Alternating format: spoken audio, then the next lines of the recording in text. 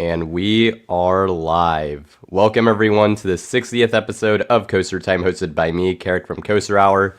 And this stream will be the last one I do before going to IAAPA Expo. I'm going to be going in about a week and a half here, which is why the name of the stream is the way it is.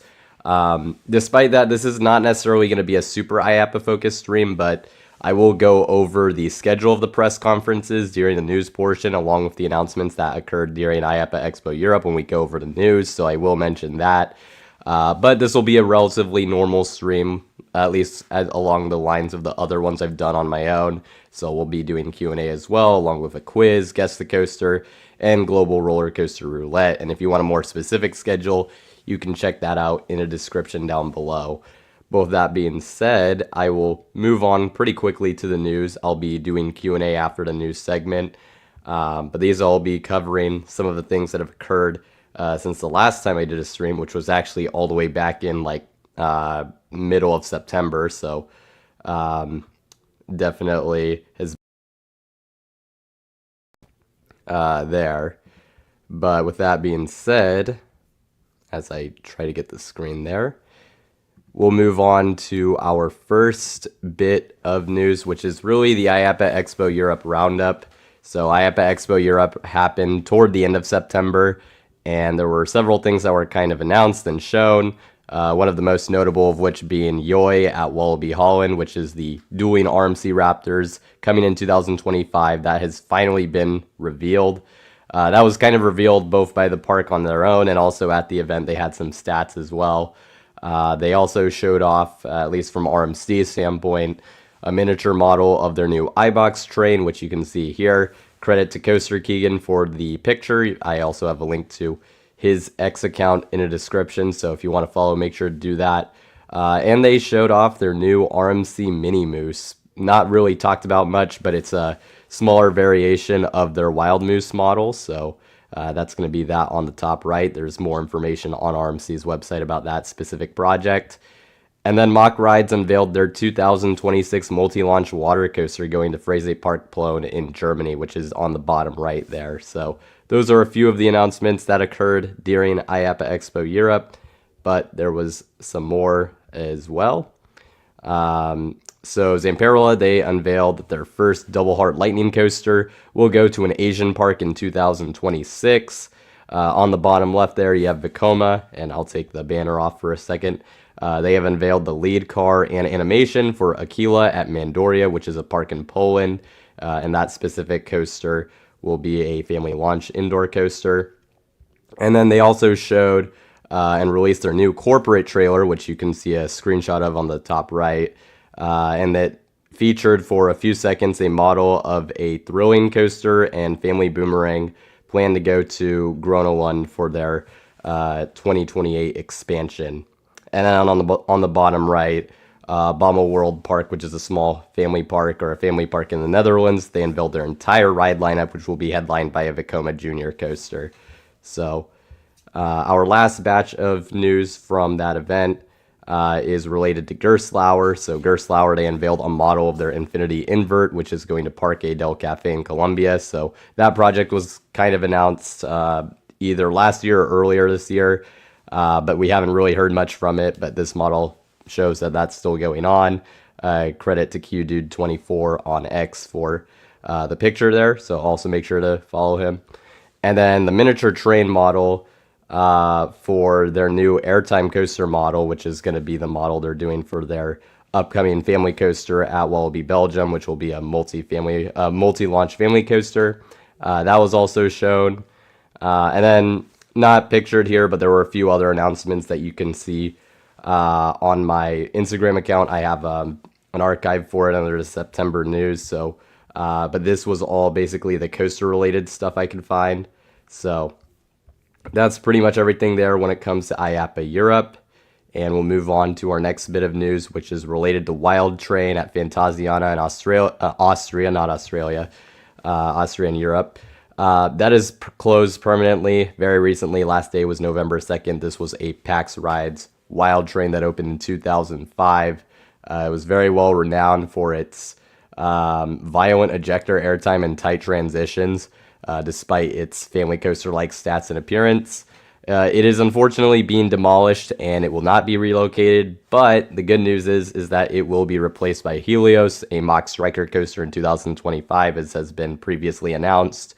So, and construction on that is underway. So, you can have that to look forward to. But unfortunately, Wild Train is done for good, completely not getting relocated, sadly. So, as we have seen that it's being scrapped quite brutally, but was definitely a great coaster for its many years of operation. Next, we'll move on to the Looping Group GCI announcement. So 2 Looping Group parks are going to be adding GCIs in the future. The first of which is Wild Buffalo at La Mer de Sable in France, which is a family park. That's going to be coming in 2025. It is more of a family GCI wooden coaster. Stats of 1,640 feet long, speed of 41.6 miles per hour. It'll cost 5 million euros, and it'll be the first GCI wooden coaster in France, but the third family-style wooden coaster in the country, because Parc St. Paul has Wood Express, which is actually only 45 miles away. That's the Gravity Group family wooden coaster. That's the closest one. And this is actually going to be the slowest and shortest in length GCI wooden coaster ever built. So once again, kind of feeding into the family category. It'll still definitely be an excellent ride for the park though, as it is the largest coaster in the park's history. It'll be their 4th existing coaster, and it's recently gone vertical. So that's Wild Buffalo at La Mer de Sable in France. And then on the right, you have Isla Magica in Spain. They will also be adding a GCI coaster, though theirs is going to be in 2026. It was initially revealed via permits, but now they've started teasing the coaster. It's going to be to be determined if it's going to be a GCI Woody or if it'll feature potentially up to full Titan track due to mention of steel rails. Renderings showing Titan track, and then the teaser also showing Titan track. So it seems like Titan track will be involved with the ride no matter what. But also there's going to be some stats. This will also be on the smaller side for a GCI, 1,952 feet long, 82 feet tall, 42.3 miles per hour, and a cost of 2.7 million euros in the case of this attraction. This will be the first new coaster added to the park since their opening year in 1997. This will be the 3rd coaster in the park. Their current most notable coaster is an SLC. I noted that if it ends up being a wooden coaster, which is to be determined, it might be more steel than wood or might be completely steel, just depending on what they end up going with. It would be the first wooden coaster built in Spain since 2002. Coaster Express at Parque Warner Madrid is the last one that was built, and it would be the 4th operating Woody in the country. So there you go. With the Looping Group GCI announcements, definitely seems like great fits and great additions to these parks, and I'm excited to hear the first reviews of them when they eventually open. Next, we're going to move on to Silver Dollar City. They have had a few different announcements, the first of which being the expansion of their grand exposition area with the plaza, which will feature new events, festivals, shows, and food. You can see that on the left. And then the big announcement they had recently is that they just announced Silver Dollar City Resort that's opening in 2026. It will be the first resort at Silver Dollar City, kind of along the lines of the resorts you've seen at Dollywood, if you've ever been to them. Kind of think of it that way. And then this resort will be the beginning of a decade-long $500 million plan to invest in the development of Silver Dollar City's 1,200 acres. So probably some potentially other resort developments could be included here, but I imagine that also will include attractions for the park as well. So definitely a major investment just from a time and financial standpoint. For Silver Dollar City in the next 10 years. That's obviously very exciting to see. And this should be a very nice resort. If it's anything like the Dreamore Resort that I got to go to in Dollywood back in 2022 in terms of hospitality and just how nice it is, then this will definitely be a great resort and a great option for people to stay at. So that's exciting, along with the $500 million number and figure in terms of expanding the park, so that's also great to see. And then our last bit of news is more so just kind of a roundup for IAAPA Expo. I'll take off the banner here. But just as kind of an upcoming IAAPA Expo Orlando info roundup. So obviously the expo is coming. I made this on my own in terms of just showing off the press conference schedule. You can see Tuesday is really going to be the big day in terms of a lot of the announcements that a lot of enthusiasts are going to want to keep track of. You have Premier Rides in Canada's Wonderland. They're going to do an Alpenfury-based announcement. Zamperla is going to unveil where their European Family Thrill Launch coaster is going, which we don't know what park it's going to yet, so that'll be interesting. And some other big announcements you'll see there. Big Bad Wolf, The Wolf's Revenge. There will be a conference about that, along with Hershey Park's Twizzlers, Twisted Gravity. Vedanta World will have 2 announcements, one on their own, just talking about the upcoming theme park, and then Vekoma is going to have their own announcement related to one of their coasters. The speculation is it's going to be the large-scale thrilling launch coaster. And then you have some other announcements. Mock Rides SeaWorld Orlando, Sally Dark Rides, their announcements mystery. But that should be an exciting day. And you can see on Wednesday as well, you have Storyland Studios doing a few announcements, along with some other companies, specifically water parks with Whitewater and Poland Water Parks, along with some others. So that's obviously exciting there. And then there's more press conferences on Thursday and Friday. I also mentioned the kind of pre-IAAPA announcements and confirmations that I've seen online. As far as I'm aware, there may be more than this, but RMC will have a sneak peek of their Wild Moose train. They did mention that on their LinkedIn, so be on the lookout for that. SBF Vista will bring a zero-gravity rotor and pirate ship for people to ride, so that's pretty cool. Mauer Rides, they recently unveiled their spike coaction system, which is actually on one of their spike coasters at Skyline Park in Germany. This basically allows riders to attempt to speed through or get soaked by a waterfall over the track. This feature has been on the coaster, I think, for a little while, but they finally basically announced it pretty much right ahead of IAAPA, so I imagine that's something they may elaborate on, or maybe the timing is not related, but I'm guessing it is.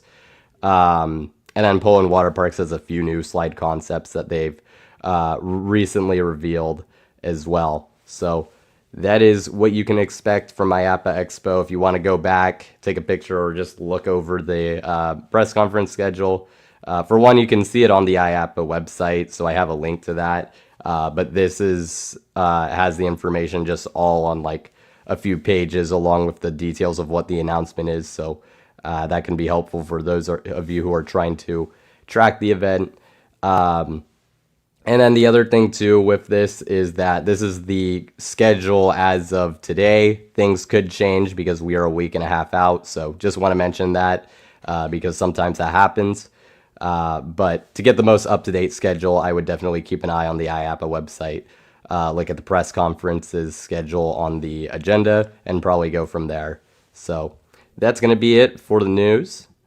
And with that being said, I will allow for our first bit of Q&A and or buy or sell. So any questions you have for now, or any buy or sells takes that you want me to do, now would be the time to do that. We'll also have one, of course, toward the end. But yeah, we'll be doing that for the next few to several minutes. So that'll be the plan. And I'm just looking over the chat, Enthusiast Roundtable, good to see you, along with Civilian Satellite, Frontier Coasters, Coaster Evan, Marty, a lot of you in the chat, so good to see you all.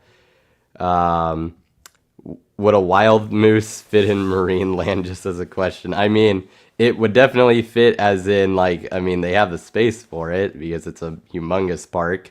I'm not really sure exactly what the future plans for it are currently. So I would probably wait and see what the new, what exactly is going to happen with the future plans there before I would say anything on that front. I don't know if that's something they'd consider. But I mean, you could fit it somewhere, certainly. So, buy or sell. Six Flags Magic Mountain's new coaster is in 2026. I guess this is basically saying if their next coaster will be, and the I guess 20 the project that was under construction that ended up getting delayed.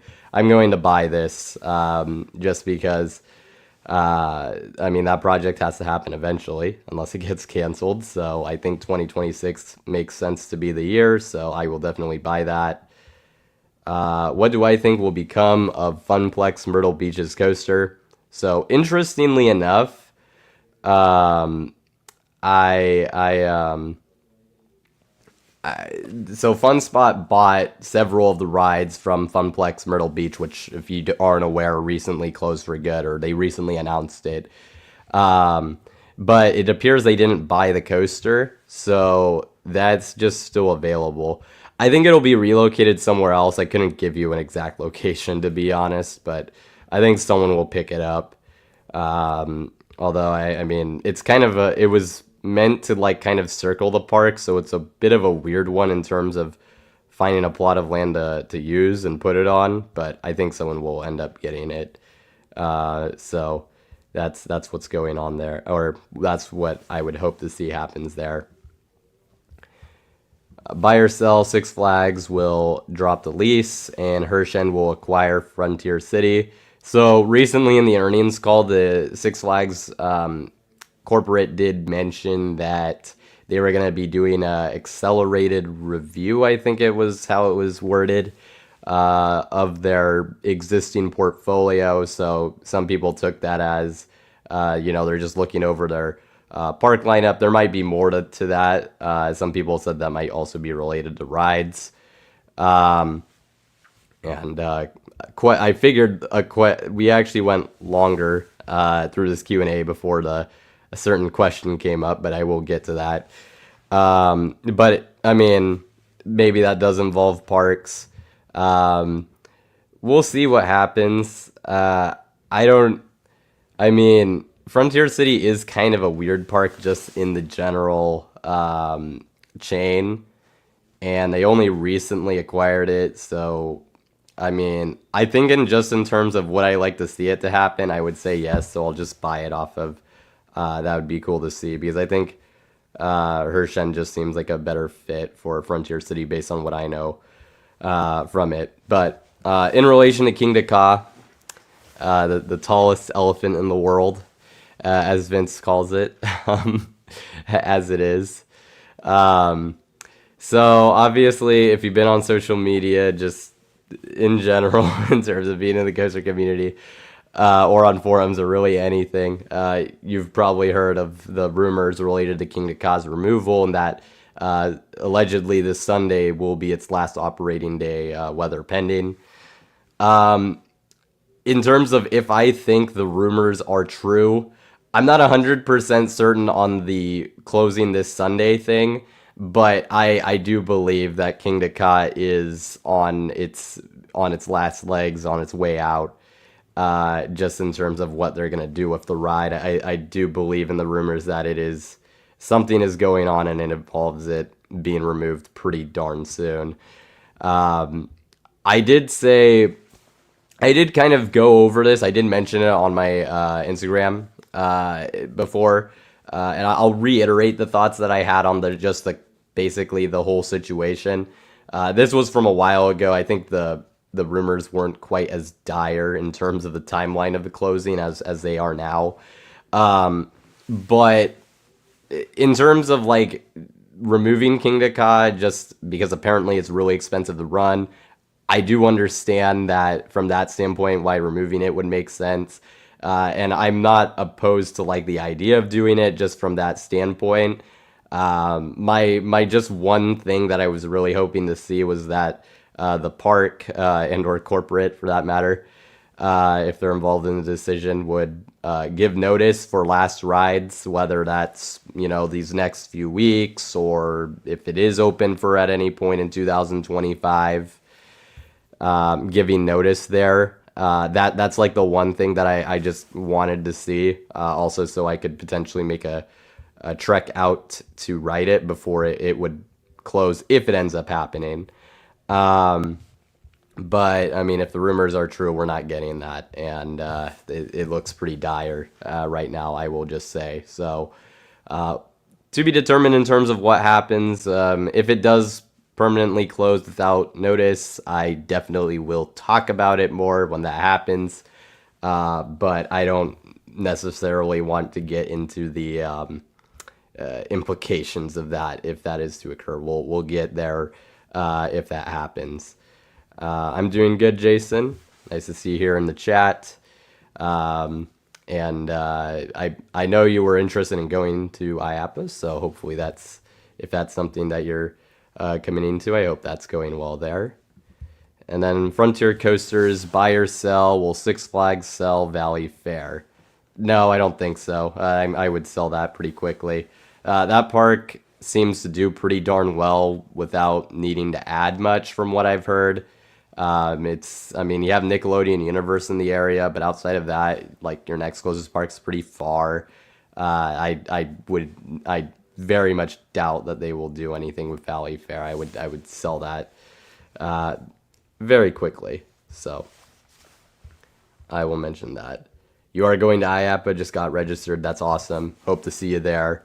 It'll be cool, really, to see a lot of people there. Already have gotten in contact with several people, have been getting tips in terms of attending the event, which have been very helpful and insightful. So that'll definitely be an exciting event to go to. But good for you, Marty. You already done King to Ka. That is certainly a good thing. So I mean, I don't have any. I have no better sources than anyone else. In fact, I don't have sources on the King to Ka thing, so worth noting there. But I mean, just based on what I've heard, I if you're in like within driving distance of the park, I would seriously consider going up this weekend. But that's just my 2 cents on it. But otherwise, like, yeah, I looked into flights earlier in the week just out of curiosity, and yeah, no. $686 round trip was what the cheapest flight was going to be to any of the nearby airports, and yeah, that was just ridiculous, so not doing that. What am I most excited for at IAAPA? I think as far as the... I'll answer this in a few different ways.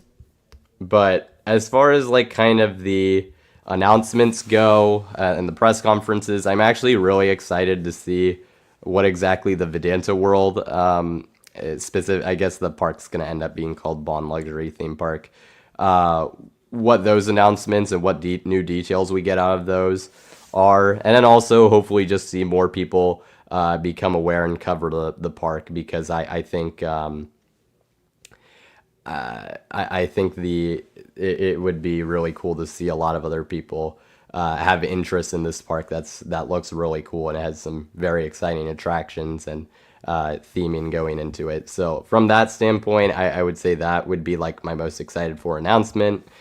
But in terms of just going, I mean, I'm going as a student. Should preface, I'm not like going as press, so don't expect like content really, especially on the YouTube side, to come out of it, just because like I don't have the press credentials and whatnot.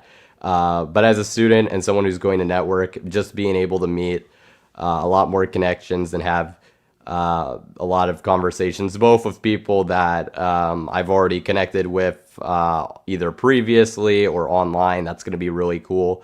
But also just meeting new people, getting a better grasp of the industry, I think will be very good for me as I try to move forward. So I think that's certainly something to get excited about.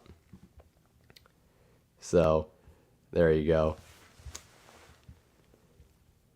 Let's see. Maybe it was all intimate rumor. I don't think so. I wish. That would be hilarious. I really would be so happy to see that it was just some giant elaborate prank. But I mean, I'm secretly hoping that that's what this whole thing is.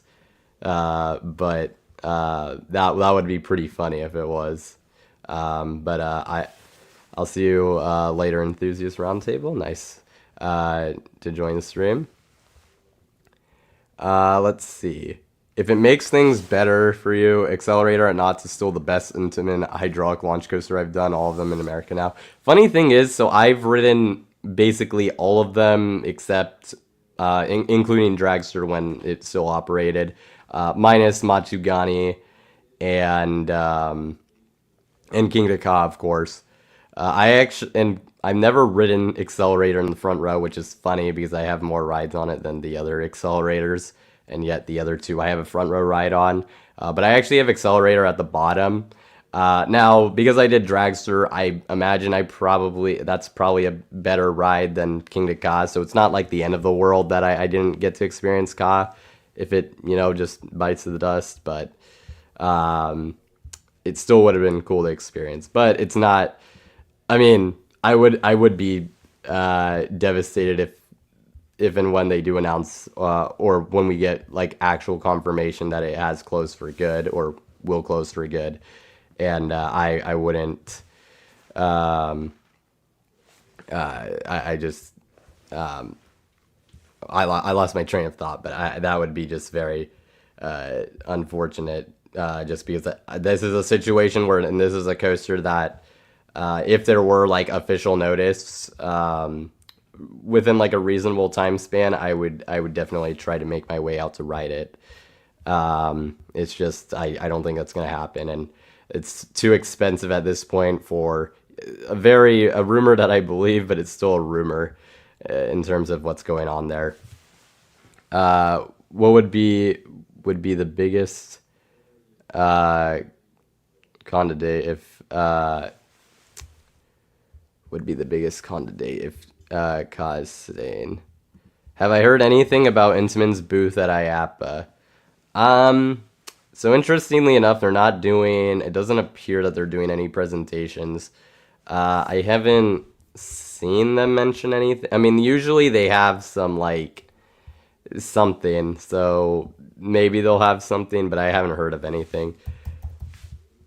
I can check the LinkedIn pretty quick because I've noticed that was like last year, that was like one of the places I saw like a bunch of stuff from the manufacturers. Sometimes they post the same things on their social media, sometimes they don't. Yeah, I haven't seen anything. There's not anything specific, it appears, so I haven't heard anything related to Intamin up to this point.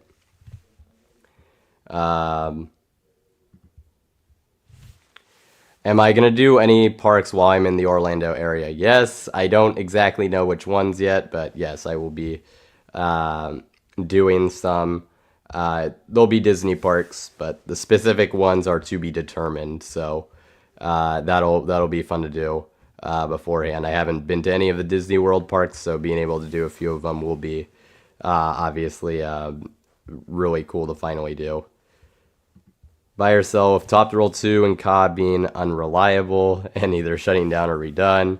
So Formula Rosa is already is in a weird state right now. No one really is entirely sure of what's going on. It's been SB&O for I think close to a year at this point. They removed, I think, the launch strips or something like that. They did something to the launch track that's peculiar.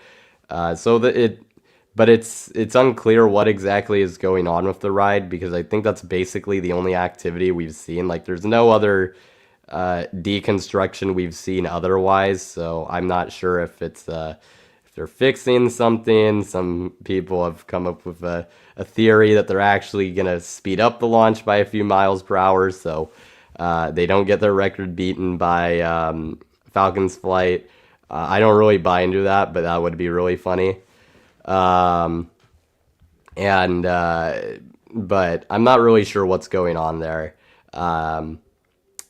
But just because it's already in a weird state, I'll just buy the idea that it could permanently shut down in the next 5 or be redone. I will buy this because the way I read it, I mean, basically I feel like one of those things is happening just because of its weird state. I'm not necessarily, I don't know that King Ka and Top Thrill 2 has a ton to do with the situation, but because it's been down for longer than Top Thrill 2 has been open and since the Ka rumors, but I'll buy that regardless. Yeah, that's another one. Just that's kind of depressing to think about as well. Um, you just find it hard to believe that a 456-foot tall roller coaster is getting completely demolished. When was the last time a coaster over 200 feet was demoed? That is a good question. Um, let's see. I'm just curious now. Uh, just thinking about it. So let's see. Oh, actually, not too long ago. Tower of Terror 2 probably would be your most recent one.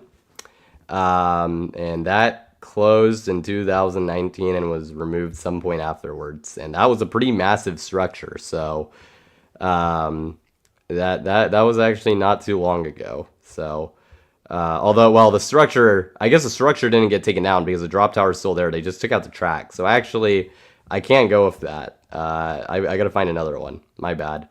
Um, because technically the structure is still there, but the track is just gone. The coaster's gone itself. But um, let's see then. If we take that out of the equation, going through like these ones on RCDB, um, yeah, there's not a whole lot. Yeah, it might have been Son of Beast. That's a good shout out. Um,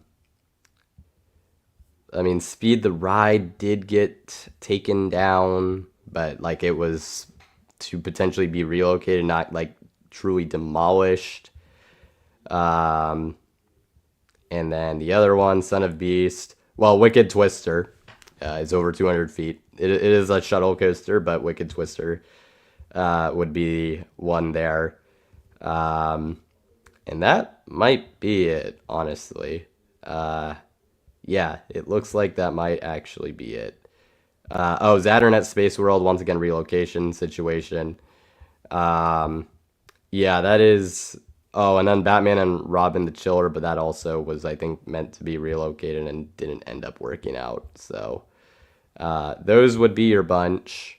Titannet Space World is not quite 200 feet. I did think of it, but it's kind of in the same ballpark. So not in height, but length. Ultimate at Lightwater Valley. Yeah, exactly. But that's a very different coaster project. Not it does. I mean, it's just interesting to look at this stuff. Because I mean, yeah, a ride of this scale has not been demoed. That's for sure. Just in terms of height, even like I said, Tower of Terror 2, which is close, the structure wasn't actually taken down. So that is certainly interesting. But anyways, I think that might be it as far as questions go. Um, let's see. Yeah, someone brought up this point. I I don't know how to feel about this. Basically, with Superman and Formula Rosa being down, um, that yeah, Red Force is gonna basically be the tallest and fastest coaster in the world for like a little while.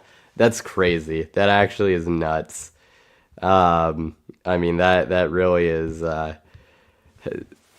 something that's pretty crazy actually. So um, that and then, I mean Top Thrill 2 you can add in there as well. Which by the way, I think they recently updated their website. It now says that they're anticipating they will open during the 2025 season. Take that for however you want to take it. Goliath and Magic Mountain was the tallest coaster for a few months, full circuit, but point still stands. So yeah, let's see. So um, that I guess we can wrap it up probably for the Q&A there, and then we can move on to our quiz, which was mostly made by Frontier Coasters. So huge shout out there. I did edit some questions, but I did look over this and go through it and verify the answers there. So, but credit to Frontier Coasters for the making of this quiz. So we'll be doing that And then obviously you know the rules probably at this point, no RCDB, no like Google search or chat GPT. And then you have the example question of just what it would look like. And then we'll start pretty much from here. So the first question, when was Zir founded, the manufacturer? Also, I did not make these questions, so they're pretty tough, or at least I didn't make most of these. So I thought these questions were really quite difficult. So best of luck to those of you who participate in this, and we'll go from there. I forgot to put up timer, but it's supposed to be a minute per question, and I will start the timer. I'll do a 45-second one in this case. Also, I realized that the banner is in the way, or I didn't change it. There we go, quiz banner. Alrighty, so you have about 30 seconds to answer if you haven't already. So make sure to put your answers in. And now about 20 seconds to answer, give or take.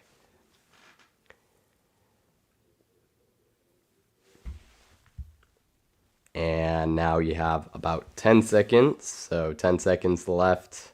Once again, the question is, when was Zero Rides founded? And that will wrap it up there. So the correct answer here is going to be, once I get it here, B, 1930 is the correct answer. I see a few of you got it correct. Civilian Satellite is on the board with a point, along with Jackson and Coaster Evan. All will get a point out of that. Which, welcome to the stream, Jackson, by the way, and welcome to the stream, Coaster Evan. So there you go. And we'll move on to our next question, which is, when did the world's oldest operating amusement park open? When did the world's oldest amusement park open? That is the next question. And you have a minute to answer, so I will get that timer started.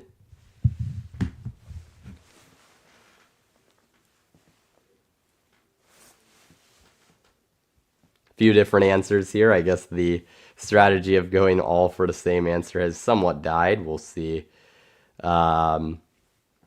if that, although now I see that there's a bunch of answers. So if you put in so rules for this, the first answer you put down is your final answer, so you can't switch. So I will go off the first answer that you put down in terms of answering for the quiz. Also, you have about 15 seconds to answer if you didn't put it down yet. So now about a few seconds left, and I bet the timer is probably going to run out right here. The answer here is also B, 1583.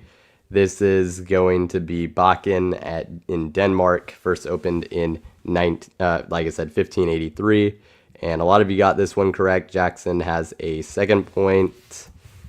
808 Coaster Life is on the board. My dad is on the board. Coaster Evan has a second point. And Civilian Satellite has a second point as well. So, an interesting fact, I wanted to note this because Frontier Coasters did see this.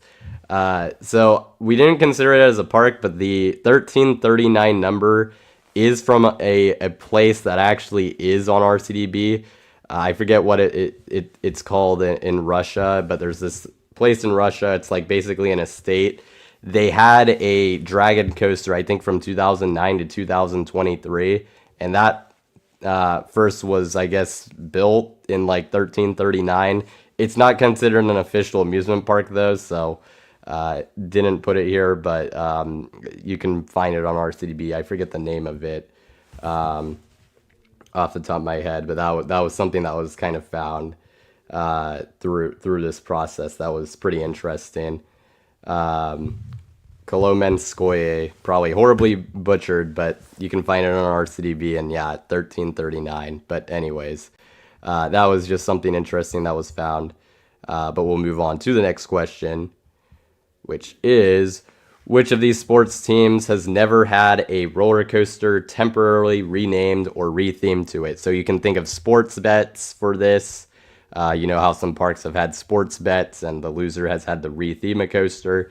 All these teams have had a coaster rethemed to them as a result of these bets, except for one team. So, which one of these teams has never had a roller coaster temporarily renamed or rethemed to it?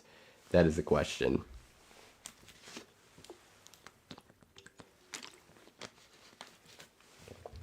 And I did start a timer when I asked about that, so you have about 30 seconds left if you haven't answered already. So make sure to answer. Yeah, poor poor Marty in terms of being the foreigner, because that's going to be a huge challenge when it comes to this question. But hey, maybe you got it correct. So guess we'll see. But you have about 5 seconds left if you haven't answered already. And the timer has run out. Correct answer here is C. The Las Vegas Raiders have not been a part of this. If you're curious about the specific coasters that have been involved here, Chicago Cubs was Top Thrill Cubster, Cedar Point. Kansas City Chiefs, Soaring Chiefs at California's Great America. And then Boston Celtics was, I forget what the exact name was. I think it was either the New Boston Giant or the Boston Giant, but that was replacing New Texas Giant at Six Flags Over Texas. The Raiders, that has never been a team that has been represented in these these renames. Civilian Satellite gets a 3rd point. Coaster Evan also gets a 3rd point. 808 Coaster Life gets a 2nd point, along with my dad. James is on the board, as is Mason. And Jackson also got a point there and now has 3 points. So there you go. Alrighty. Next, we'll move on to our next question, which is, which of these coasters has had the most permanent installations? So basically, based on RCDB, which of these coaster models has had the most installations? Is it the custom looping coaster from Aerodynamics, the Boomerang from Vekoma? This is as ZL42 is basically Zyklon Looper, and this is like just a variation of it from Binfari, or the Twin Helix powered coaster from Zamperla. Which one of these has been built the most? You have about 30 seconds if you haven't answered already. Have our first answer coming in here.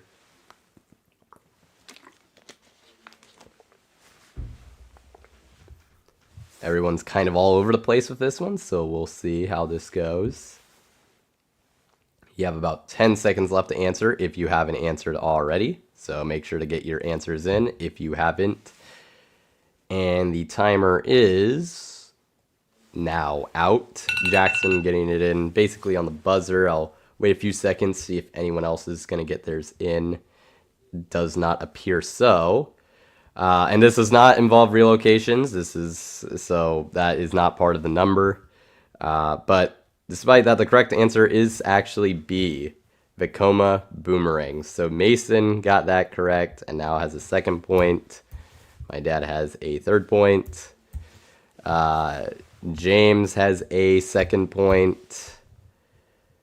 And I think that's it. So there you go. Yeah, SBF Spinner would have dominated. I think there's a few specific models, but yeah, they would have dominated for sure. But Vekoma Boomerangs is the answer here. All right, next we have question 5. And this one is certainly a really obscure one. Where was Montaña Rusa, which was a Schwarzkopf Wildcat that operated at Bosque Magico in Mexico? Where is that originally from? This coaster is now defunct. Very interesting question in terms of difficulty, but if anyone knows, go for it.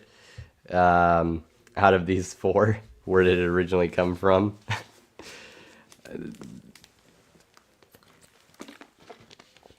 I can tell you, I did not make this one. So I honestly would not have even considered uh, this. So yeah, very tough question. You have about 15 seconds left to answer if you haven't already. Answers are also kind of all over the place. And now you have about 5 seconds. And timer has run out. The correct answer is C, Six Flags Magic Mountain. And Mason appears to be the only one who got that correct. So there we go. I almost thought about moving this to a tiebreaker because it was like insanely difficult. But definitely an interesting question there. Next, we'll move on to question number 6. Which coaster was more expensive when it initially opened? Between these two. Is it A, Steel Dragon 2000, or B, X2? I know the pictures are kind of flipped. Hopefully no one makes their decision based on the picture order, accidentally getting confused, but timer already started as well with that question. So when it initially opened, so which coaster was more expensive when it initially opened is the question.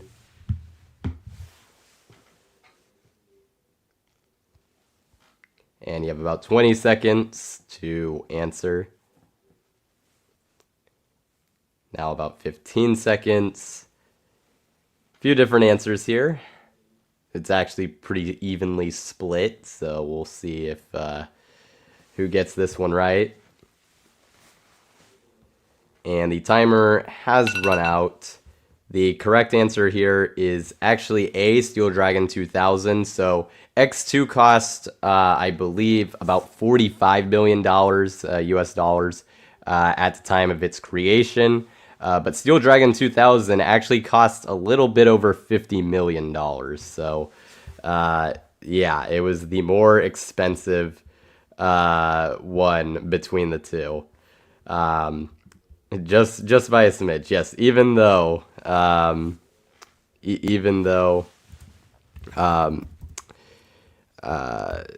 X2 bankrupted Arrow, so that's certainly something. Marty is on the board. Jackson also gets a point, their 4th point, as does Coaster Evan gets their 4th point, and 808 Coaster Life as well gets a point there. So yeah, earthquake supports was a big part of that. Did I say billion? I meant to say million. It was not 45 billion. If I said billion accidentally, it was million, not billion. So X2 did get renovations later that would have made it a more expensive ride overall, but that was way after it opened. So there you go. Alrighty. Next, we'll move on to our next question, which is, which of these countries is now home to the last operating Schwarzkopf CityJet model? Timer starts now. And you'll have to try to guess this one. So best of luck with that. And yeah, X2 is a brilliant ride. I cannot speak on Steel Dragon 2000, have not ridden it, but sure, it's a fun ride.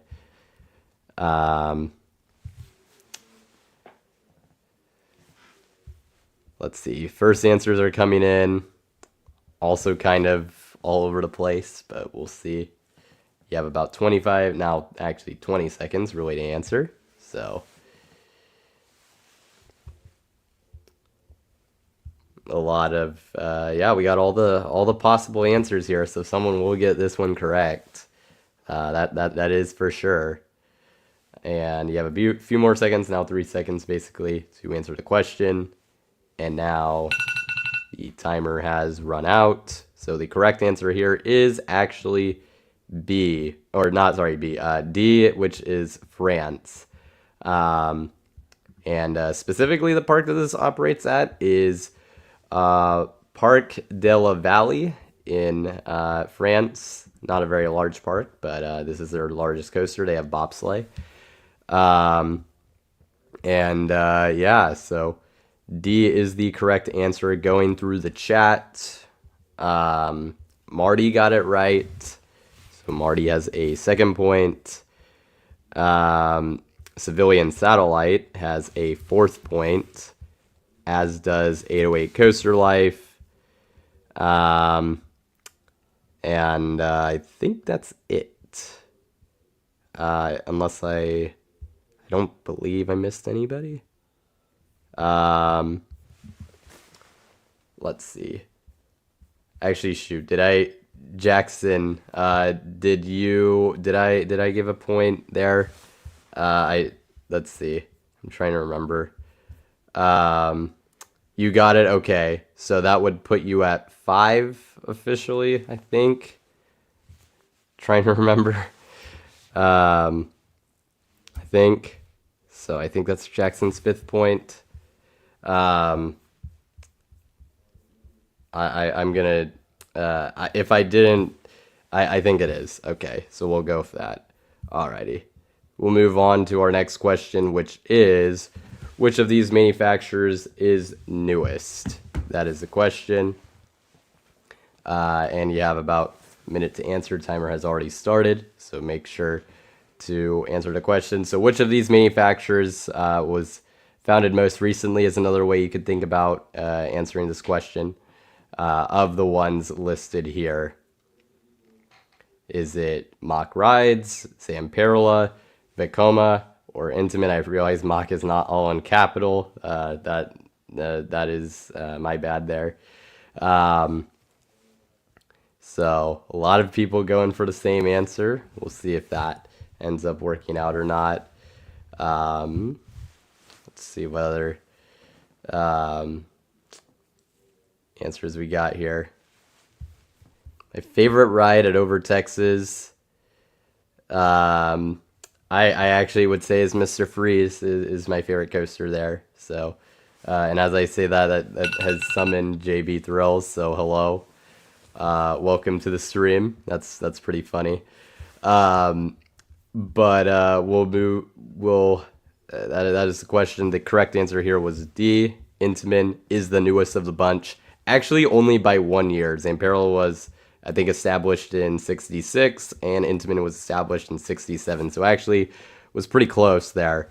The other ones, Vekoma was established like in 1926, and then Mach Rides was like in the 1800s. So that is the correct answer there. Civilian Satellite gets another point. Now it's up to 5. Marty gets another point and is up to 3. James also gets a point and is up to 3.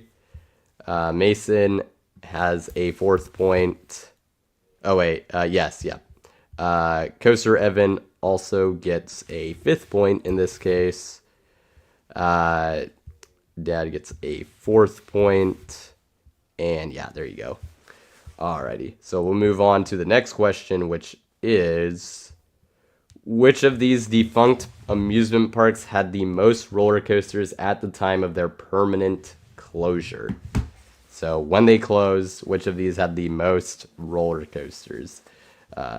Timer has begun, and you'll have to try to figure this one out. Is it Six Flags Astro World, Steeplechase Park in New York, Palisades Amusement Park, or Frontierland Family Theme Park in the UK?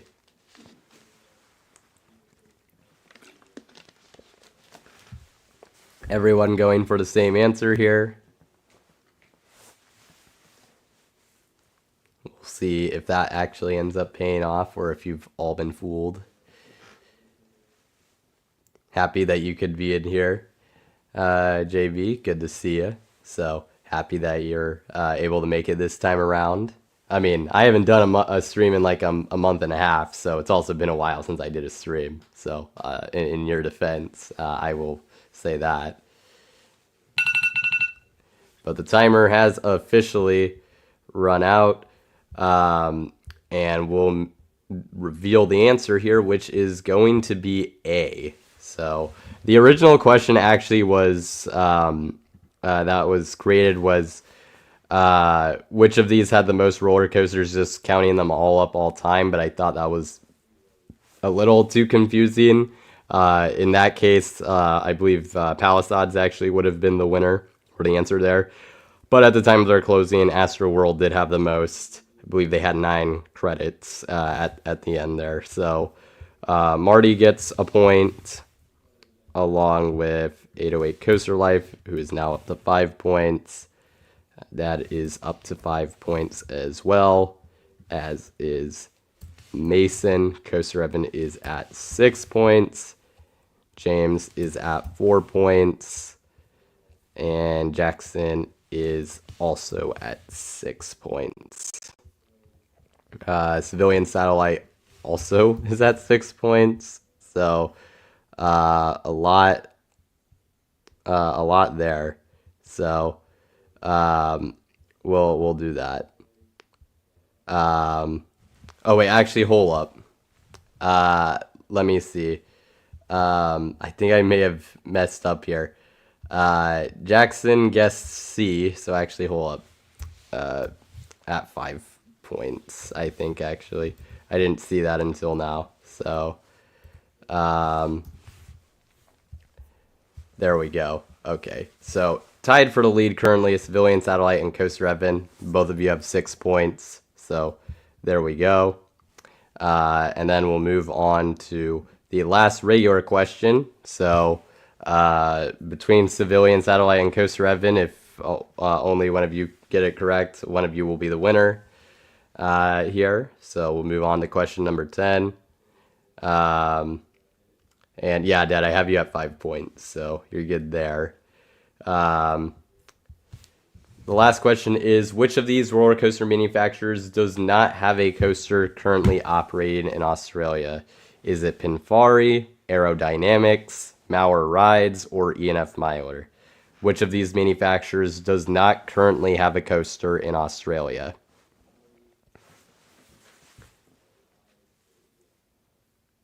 And the first few answers are the same. Everyone's going for the same one. We'll see if that winds up working out or not. Okay, now we have a few different answers, so now we do have some variation. And you have about 15 seconds to answer if you haven't already.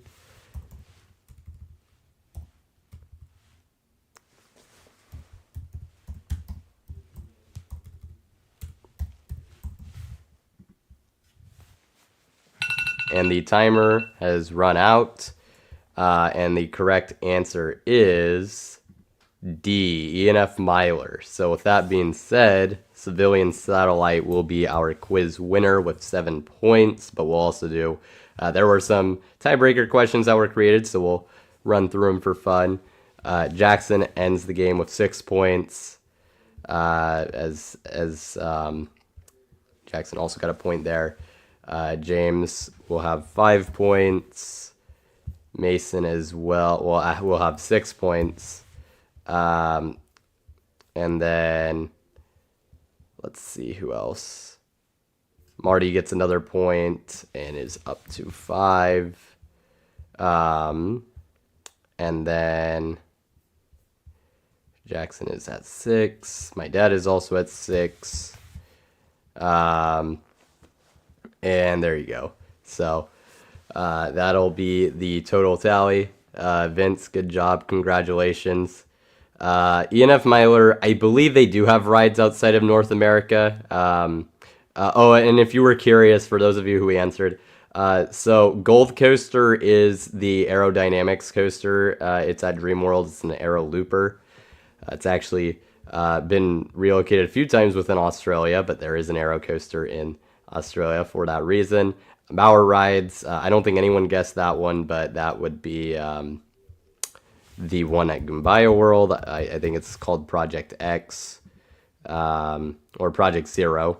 Project X is something else.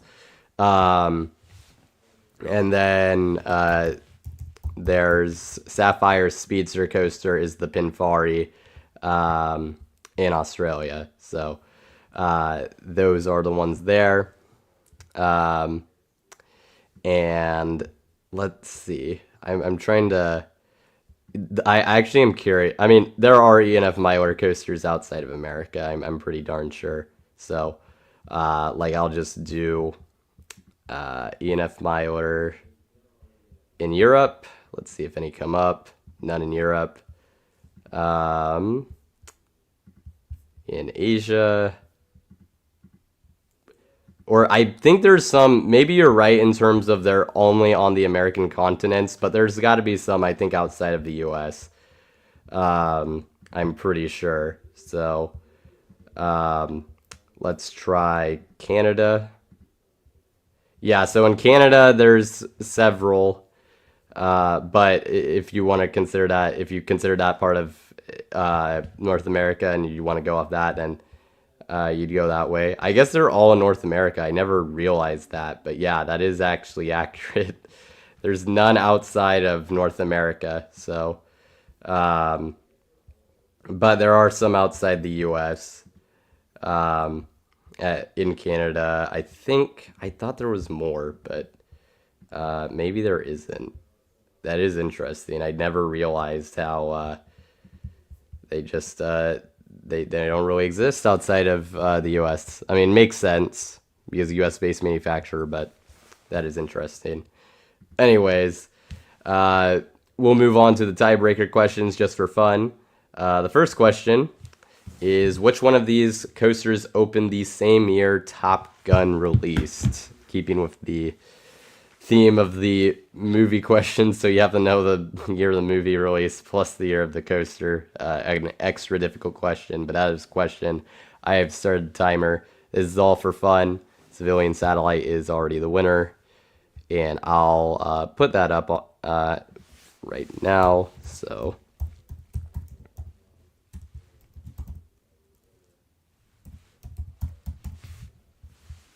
there we go. Here's the banner. Although it's kind of in the way of the question, so I'll take it down for the time being.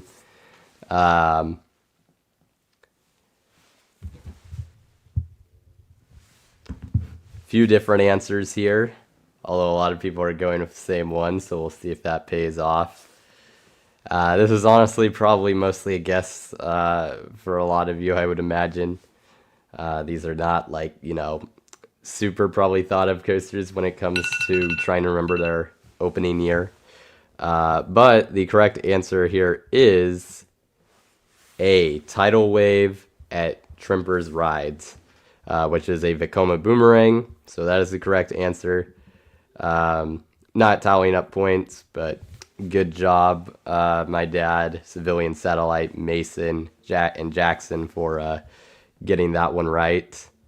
And then we'll move on to the last tiebreaker, which good on Frontier Coasters. This is something I had never seen and never found, but interesting question. Very difficult though. Which manufacturer designed the attraction shown here in the blueprints, but never built it? That is the question. So, but there you go. So, that is the question. Which manufacturer designed this attraction, but never built it? Few different answers coming in here. Yeah, I can see why it's mostly just guesswork. It was definitely a tricky one, but we'll see if anyone can get it correct. You have about 10 seconds to try if you haven't done so already. And the timer has now officially run out. So the correct answer here is indeed B. Schwarzkopf was the one who made this or designed it, as you can see here. So there you go. Congratulations to Mason, Jace, Civilian Satellite, and my dad for getting that one correct. So there you go. The schematics also maybe could have given it away. I could see that as well. But with that being said, our quiz winner will be Civilian Satellite. So congratulations. And we'll move on to our next segment, which is going to be Global Roller Coaster Roulette. So I'll pull up the rule slide kind of to show exactly what this is. But there we go. Let's pull this up. So we're going to move on to Global Roller Coaster Roulette. This is basically the rules. Actually, I need to pull up the thing as well. But if you haven't seen it, so in this case, I'm just here by myself, so you can ignore the guest part of it. But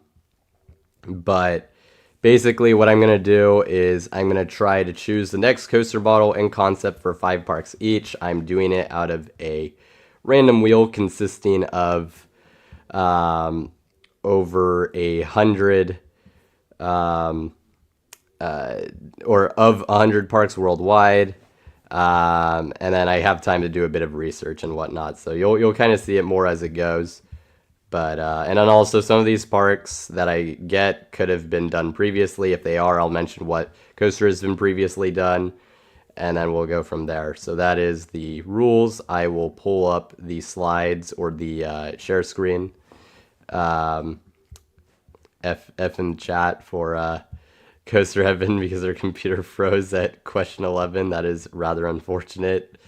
I guess it was a good thing we didn't go into a tiebreaker situation. Actually, hold up. Let me get rid of the, I think, ad there on the bottom. Just get that out of the way. And then I will present the wheel here. So this is it, Global Roller Coaster Roulette. Not sure how well you can see the wheel, but we will see what park I have to try to choose a coaster for here. And it looks like it's going to be Mirabilandia in Italy. So I will have to look at their coaster lineup and see what to go with. Also, those of you in chat can also offer up your own suggestions as well to kind of help me out if you want to do that. Also, just throw out things that you would consider or do, especially if you've been to these parks or are more familiar. That would be helpful. But with that being said, I will try to come up with one for this one. So Mirabilandia, just looking at their lineup. Recently, their most recent coasters are the Mauer Spike Coaster and Desmo Race and Divertical, which is a massive water coaster. They've definitely gotten a lot more, I would say, family-friendly coasters as of late, and they actually are kind of lacking in the build department. They're also getting a family coaster in 2025, so that's worth noting. But I think we're going to go with a throwing coaster for Mirabilandia. It's also part of the Parque Reunidos chain, so that's something to potentially keep in mind.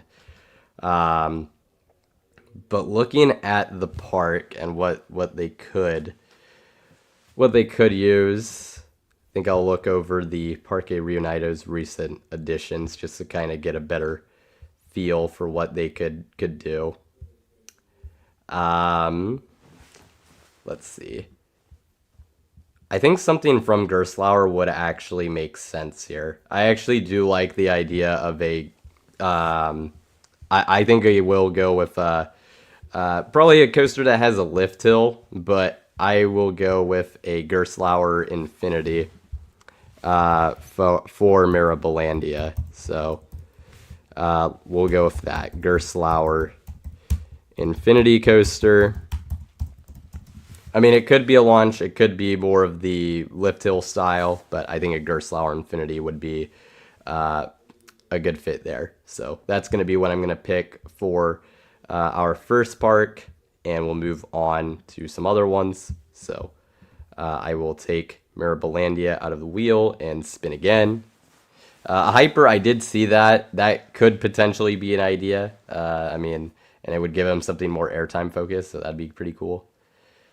Our next park we're going to get is Nigloland, which is in France. So, actually one of the last parks that made the cut for this wheel in general. So, I will do that. So, we'll try that. So, Nigloland, this is home to Alpina Blitz, if you're not aware. So, that is the most notable coaster. They've also recently added Krampus Expedition. And they will be adding an extreme coaster in 2027. I think it's been assumed it's going to be a Mach Striker type of coaster. So we can kind of, and yeah, the city jet that was shown in the picture was actually from the park too, coincidentally enough. So they are getting an extreme coaster in the future that's going to be a Mach Striker. They have Alpina Blitz, but they do have a decent family coaster lineup as well already. So I am still definitely willing to go with something more thrilling, just kind of looking at it. It seems like they have their family coaster lineup pretty well set. Yeah, you would say Woody, but there are a decent bit of wooden coasters being built. That is an idea. It is an option. Nigloland is an independent park, so that's also worth noting. Let's see, and then they've worked with they've done a lot of Mach coasters, so I'm kind of almost wanting to go along the same lines there. Something that Mach offers would be good. Although it's kind of difficult because, I mean, yeah, this is actually, because just in terms of what they have, and what Mach could give them, it seems like they have a lot of stuff already kind of filled out. So, although they don't have, I mean, they'll have the Striker coaster, but although I guess they do have the Art Engineering family coaster, which, although it doesn't look like this is one of the ones with launches. So, yeah, it looks like it's just a lift. So, I'm kind of thinking of going with like kind of a weird route. But I do think, so think of like a Mach Rides launch coaster in the style of Manta. So I'll do like Mach Rides Family Thrill launch. I think would be a good fit for Nigloland. Like I said, something like a Manta style.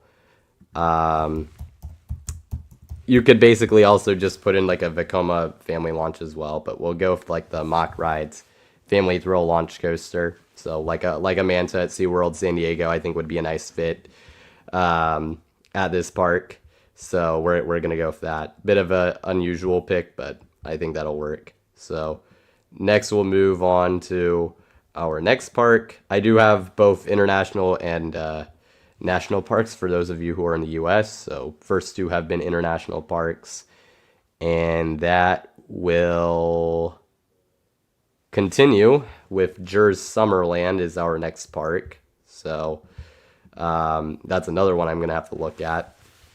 But they have a pretty the largest coaster lineup in Denmark. So that's certainly of note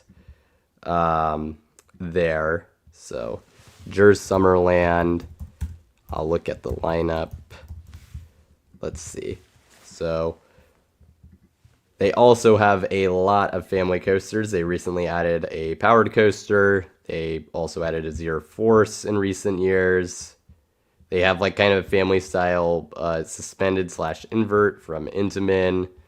They have, let's see. Yeah, they have, so Intamin is definitely a manufacturer they've liked to work with. That's for sure. They've also worked with Gerstlauer, Mach Rides. So Probably looking along that route probably for this next one. One of those 3 manufacturers. They could get a mock Megalite. That would be funny. In terms of, if we're talking about Jers, that'd actually be... well, no, they couldn't because they have Puritan. It's funny. We've gotten an Intamin Megalite and I was thinking of Farup, I think, just for that fit. But no, they can't. That'd be funny, though. Let's see. So I guess they also don't have they don't have a thrilling. Well, in this park's case, they don't have a thrilling launch coaster. So I think we will give them just like a I'll just call it I guess it's called an Intamin LSM launch. We'll go with that. A launch coaster, yes, that goes upside down. It will have inversions. So Intamin LSM launch with inversions. That I think will be what we go with, because currently, yeah, they don't have a coaster with inversions, so we'll go with a thrilling launch coaster with inversions. I think it's going to be the route, so I think that would be a good fit there. Alrighty, so we'll go back to the wheel and close this. We'll see what's the next park we get, and it will be... Is it going to be Silver Dollar City? Yes, it is. Okay, so Silver Dollar City is our next park. So, gotta consider what they could use. And also, I need to make sure that we haven't gotten Silver Dollar City before. I don't think we have, so I think that this will be good. Silver Dollar City is interesting because I think they could use... like considering that Dollywood got it recently, they could use that large scale, like crowd pleasing, like family launch coaster, like a Big Bear Mountain, because I don't think they really have a ride that fills that out. So that could certainly be an option. And honestly, I think we could, there's that, and then there's, but at the same time, they did get Fire in the Hole recently, but they could also get another family coaster. Especially actually with the resort, people would probably want to see like a Hyper or something, but I think I'm going to go with like a Vekoma family launch for Silver Dollar City, because with the resort, I feel like they'd want to get something that's more appealing to the whole family. That would be like a really nice ride. So we'll go with the Vekoma family launch Big Bear Mountain style for Silver Dollar City. So that'll be the one there. We could do a Hyper in the Woods. Maybe that'll be like, if we get Silver Dollar City again, I think I'll definitely go with an option like that. But I think in this case, just because of the recent announcement of the resort, I'll go with a Vekoma family launch here. So we'll do that. And then I will move on to our next park, which is going to be, and our last park we're doing for this segment, by the way. One of the Wallaby parks, it'll be Wallaby Holland will be our next park. So, of course, they are getting Yoi, so that is part of the equation here in terms of something to consider. We're assuming we would do something after Yoi has already opened, so we could not do, like, basically pick that model. Interestingly, this is a park that is weirdly filled out for a European park with their thrilling coasters. They don't have much in terms of family coasters. And I mean, their lineup's really bad. Yeah, I just saw it. It's pretty brutal in terms of family coasters. So we definitely need to get something that addresses that. Just going over manufacturers that a company that is Alps has recently worked with. We could get something from Gerstlauer. So that certainly would be on the table. And actually, we're gonna take. I think here because they don't currently have a spinning coaster of any sort. So I actually will do a Gerstlauer spinning coaster. I think that would be a good fit at this park. So Gerstlauer spinning coaster will be our choice. Could have done maybe more of a launch type coaster, but I like the idea of a Gerstlauer spinner here. So we will go with that. So Gerstlauer spinner will be the pick for Wallaby Holland to kind of fill out the more family-friendly coaster lineup a little better. And that'll pretty much wrap it up. So that'll pretty much end that segment, as I said. And then we'll move on to our next one, which is going to be Guess the Coaster. So I guess I can also pull up the rules for this, although I think most of you who are here at this point have played. But if you haven't seen the rules before, this is a pretty good overview of it. And just to basically run through it, I'll come up with a roller coaster that on RCDB that you will try to guess. You can't use RCDB, by the way, so or like other materials. You'll ask yes or no questions in the chat, and then from the answers that I give, you will try to guess the coaster. You have unlimited attempts to do so. First person to guess the coaster will be credited with a point, and winner will be decided by who guessed the most coasters. You can see the tiebreaker situation in the example, so that's pretty much that. But I am going to get my coaster. Just give me a quick second, and then you can start asking your questions. Let me get my first one. It's actually taking me a little bit. And then in this, for Guess the Coaster, it'll be, we will do 8 rounds. So 8 rounds of Guess the Coaster. And I do have my first coaster, so guess away in the chat. So you can start asking your questions in the chat. So first coaster for Guess the Coaster. All right, first questions come in. Is it blue? It is not blue, but it is a wooden coaster. So far we have a wooden coaster. It does not have a hot sauce or goose incident that I am aware of. It does have, in this case, it does have an accident in its lifetime, unfortunately, but not anything related to hot sauce or to goose. But it is a wooden coaster that, like I said, has had an accident. It is not Nessie. It is not white. It is not a GCI. It is not in Vietnam. So far we have a wooden coaster that has an accident in its history. Battersea? I'm confused. It's not in that. It's not in the UK or that part of it. So, it is in the US, so we do have a US wooden coaster. It's not Son of Beast. It is not Boulder Dash. So, US wooden coaster that does have an accident in its background. So that is what we have so far. Let's see. It was built before 2000, and it is at Holiday World. So we do have a wooden coaster at Holiday World built before 2000 that does have an accident in its history. Marty got it correct. It is Raven. That is the correct answer.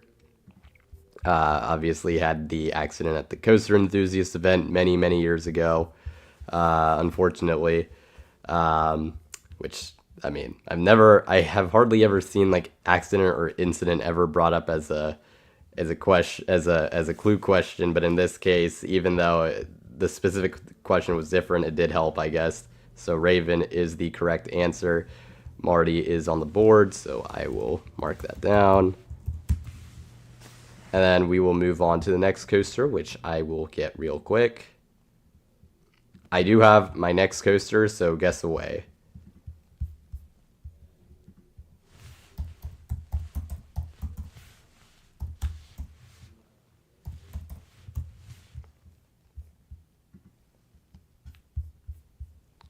Let's see. It is not steel. It is not green either, and it is not in Asia. So none of those.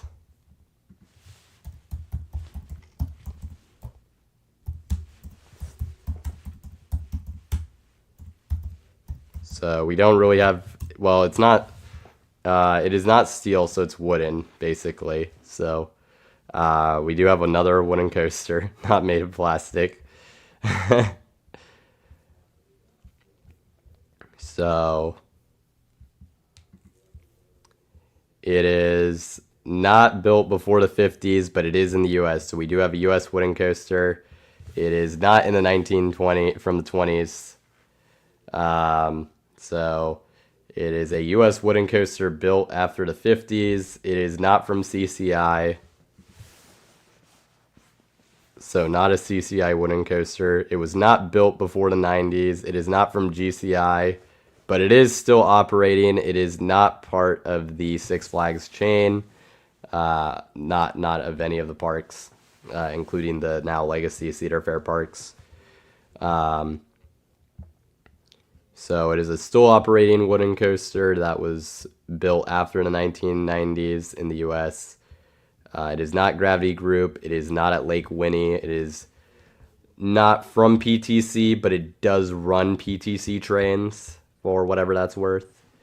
It is not Cannonball. It is not Comet at Hershey Park. It is not at Silverwood. It is not from DynCorp. So none of those.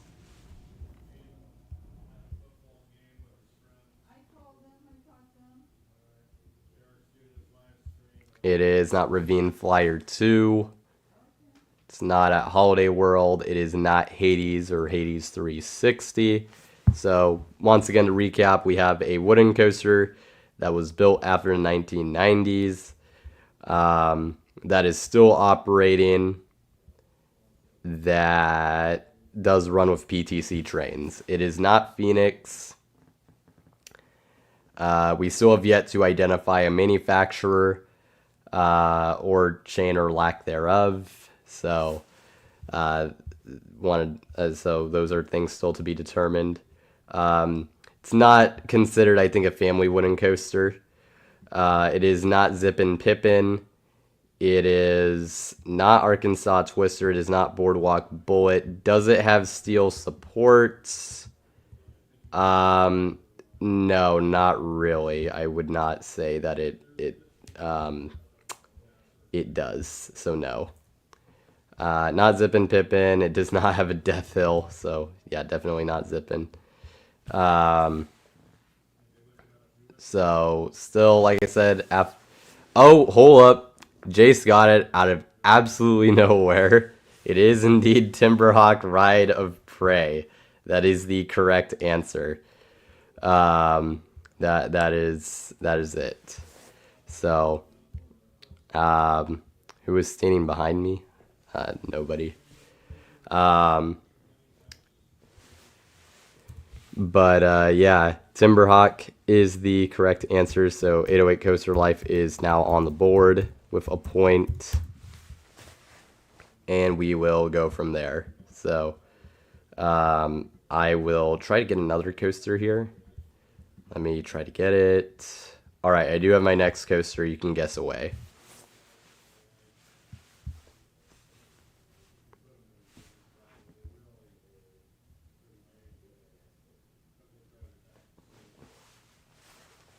It is not orange. The coaster is not orange, but it is steel. So we do have a steel roller coaster in this case. It is not Leviathan at Canada's Wonderland.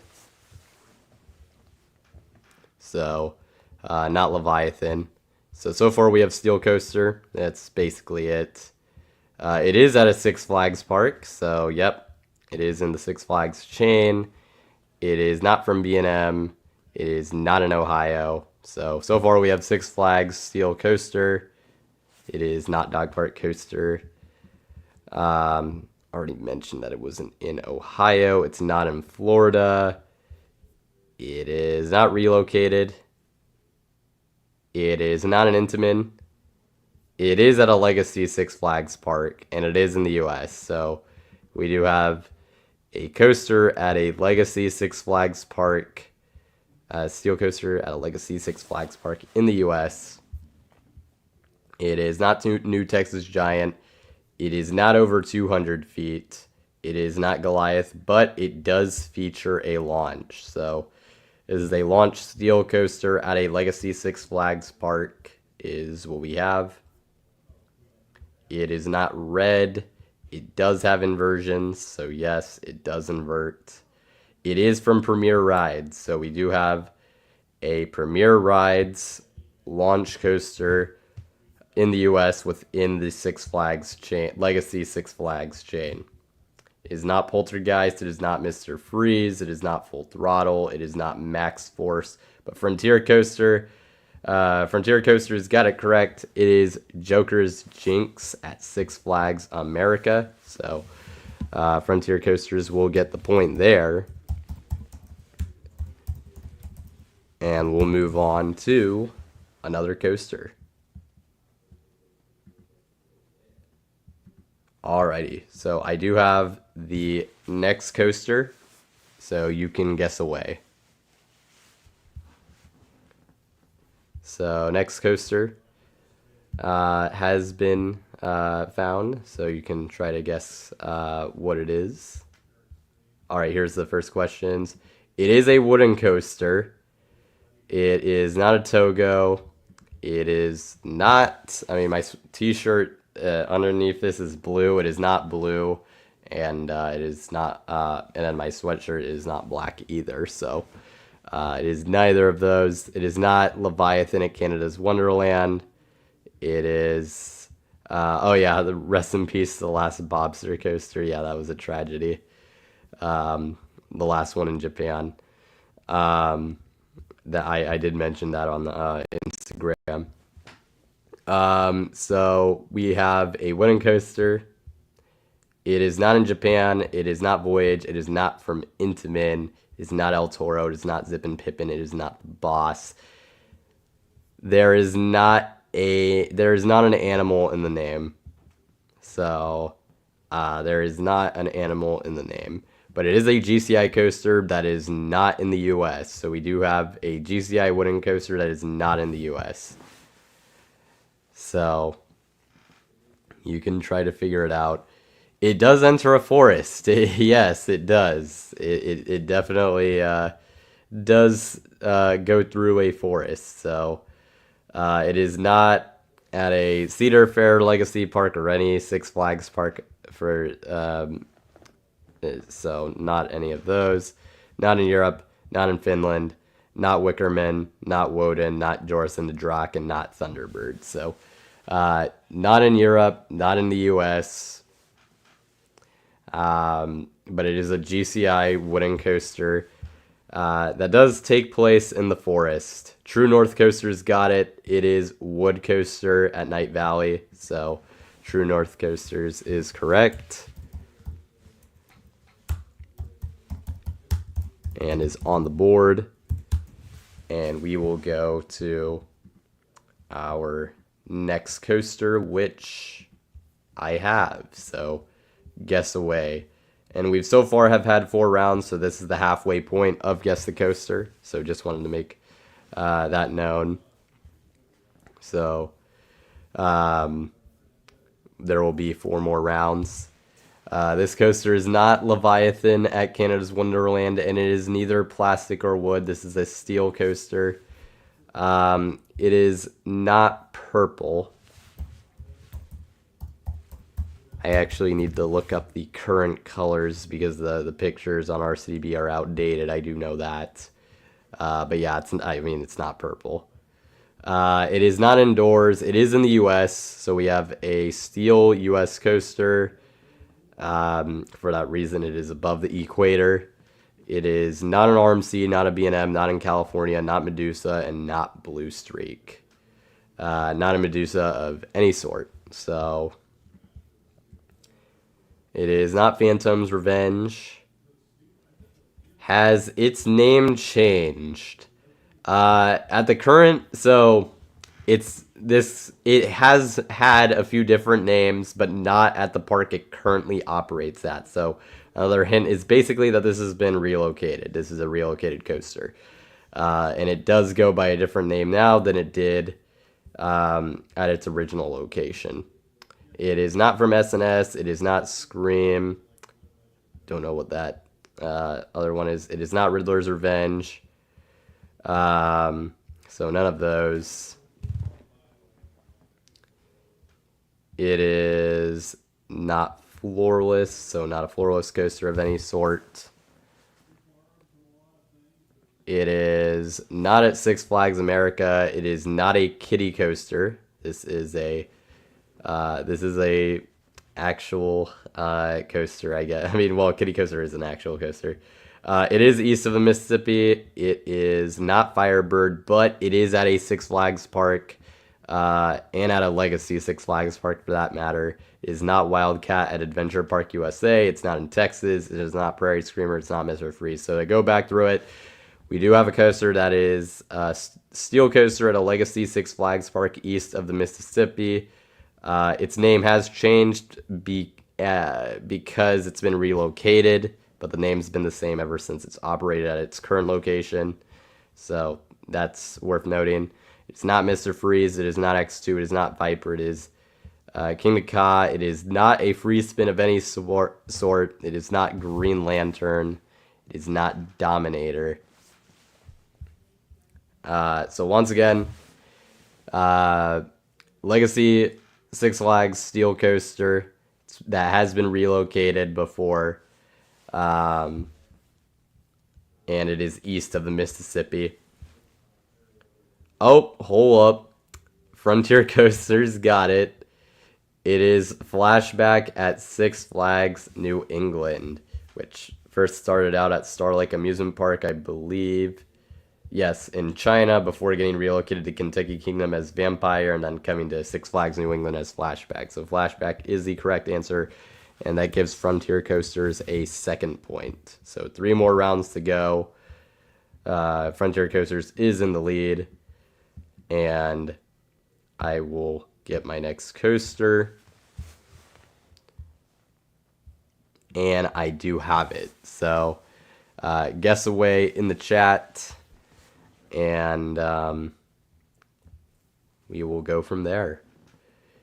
It is not Leviathan at Canada's Wonderland, but it is a steel coaster. So steel coaster, not in Mexico. It is not an RMC. It is not gray. It is not from B&M. So all we have is steel coaster. It is in the U.S., so we do have a U.S. steel coaster.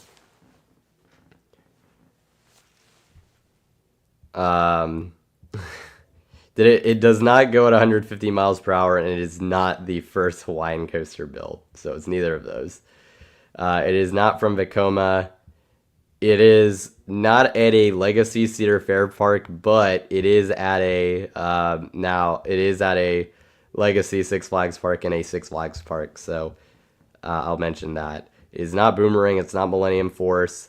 It is not orange. This does not have an animal in its name, and none of the renames have had it either. But it's gone under a few different names. None of them had an animal as part of it. It is not an aero coaster. So we have a Six Flags, Legacy Six Flags Park coaster that is steel. That's basically all we got. It's not relocated. It's not an Arrow, not a Premier. It's not Green Lantern. So, built before 2000. No, it was not built before 2000. It actually was built in the year of 2000. So, was built in 2000. Not West Coast Racers. It does not have a launch. It is not west of the Mississippi, so it is east of the Mississippi. A coaster at a Legacy Six Flags park that is steel, that is east of the Mississippi, that was built in 2000. It is not a Great Escape. It is not Riddler at Six Flags New England. It does not go upside down, but it is an Intamin. So we do have an Intamin, and it's over 200 feet. And Marty got it. It is Superman the Ride at Six Flags New England. So, although actually, in this case, because I will actually do a point for both of you, because it theoretically you could have guessed that it was like one of the like Superman Ride of Steel. So I actually will also give Frontier Coaster a point here, just because he identified the park, and Superman could have meant two different coasters in this situation. So even though Ride of Steel opened a year earlier at Six Flags America, so we'll do that. So because of that, Frontier Coasters has 3 points basically. Marty has 2, 808 and True North have 1. So we have 2 more rounds left basically. And I do have my next coaster, so guess away. Actually, surprisingly, getting mostly pretty recognizable ones in my opinion. So, I mean, all of them would have to be somewhat recognizable, but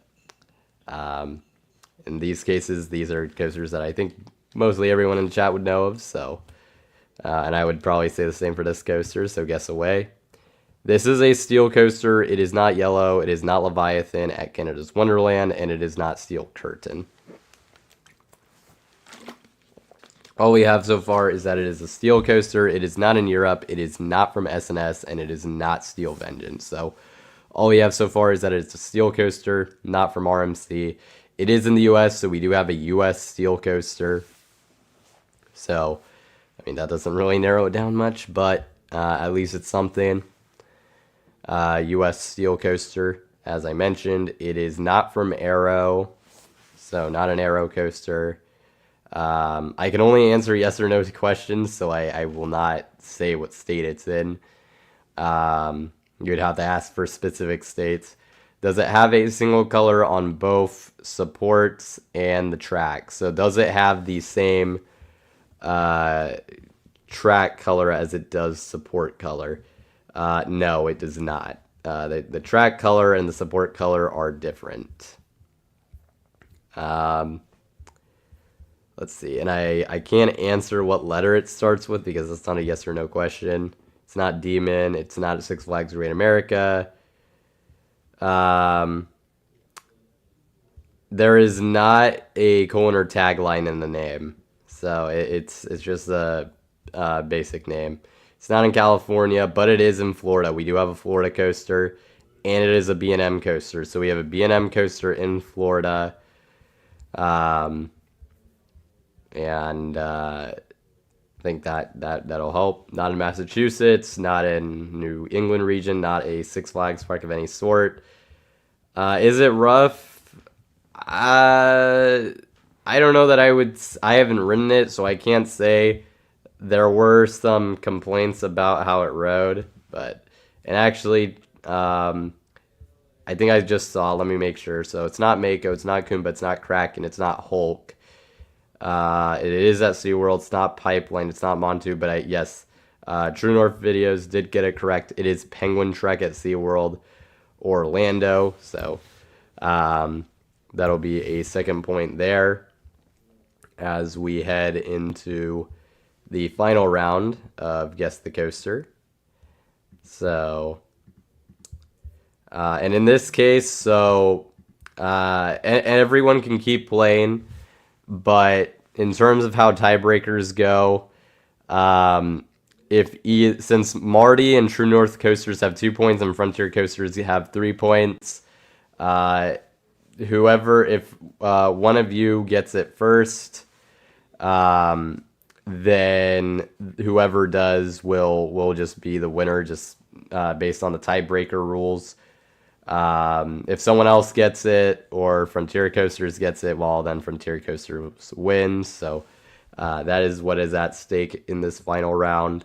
But everyone can keep playing. And let's see. Still trying to get my coaster. Okay, it's taking a little bit. Now I'm getting all these random like alpine coasters and wacky worms, so hold on. Okay, I do have my the last coaster guess away in the chat. For a second, you thought I was on 1.5 times speed because of how I was warping through everything. Yeah, that I could believe that. It is not Leviathan at Canada's Wonderland. It is not wooden. The coaster isn't really black in any way, so it is not Batwing. It is not from a German manufacturer. It is not a wacky worm of any sort. It is not from Intamin, but it is a U.S. coaster. It is not from Mock Rides, but it is at a Cedar Fair Legacy Park. The manufacturer still exists, so still it's made by a manufacturer that exists, and it is a U.S. coaster in the Legacy Cedar Fair chain that is steel. Not Leviathan. Is oh god, I'm try I don't know. I don't like the politics in terms of like the state. I believe this is in a Republican state. I don't believe it's this coaster. I don't think resides in a Democratic state, so or a Democrat state. So it is not a B&M coaster. It is a it's not a clone like layout wise, and it has not been cloned. It is not Talon. It did not open in the last 5 years. It is not at Cedar Point. It is not over 300 feet. It is not B&M Hyper. It is not Orion. It is not Fury 325. It is not Vortex. It's not Wild Mouse. It's not Intimidator, but it is from Vekoma. So Vekoma coaster at a Legacy Cedar Fair Park. Not Thunder Striker, not at Kings Island. Nighthawk is the correct answer. True North Videos got it at Carowinds. I don't think it matters. I forget which side it's on in terms of because it listed as being in North Carolina. It might be on the South Carolina side. I think politically both the states tend to go red as far as the question that was asked earlier, to my understanding. So True North Videos did get that one correct. So with that being said, True North Coasters, because of the tiebreaker rules, is going to be our winner. So congratulations on winning, Guess the Coaster. And I will put that up. True North Videos. I think I said True North Coasters, but True North Videos is our winner here. So congratulations on that. So there you go. And then we will move on to our last segment, which is buy or sell and final Q&A. So any last questions, any last buy or sells you have, there you go. And we'll move on from there. Hope Marine Land gets reformed. Hopefully it will, something positive will happen with that park. That's certainly for sure. But like I said, any last questions, any buy or sells you have, now would be the time to ask. I will probably get going at around, I think it's going to be 11:30 Eastern time. So about 10 minutes I'll be fielding questions, and we'll move on from there. I see buy or sell, Six Flags sells Six Flags America. I'm going to sell that.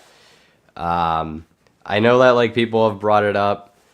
I don't really see them doing that. That's a park they've had for a while. I know that it's in between a lot of other ones, but that they now currently own, and just other parks, well, in between just a lot of parks in the area. But it is still like the closest to Washington, D.C. and Baltimore, so I think they're going to keep it. I would not anticipate selling it.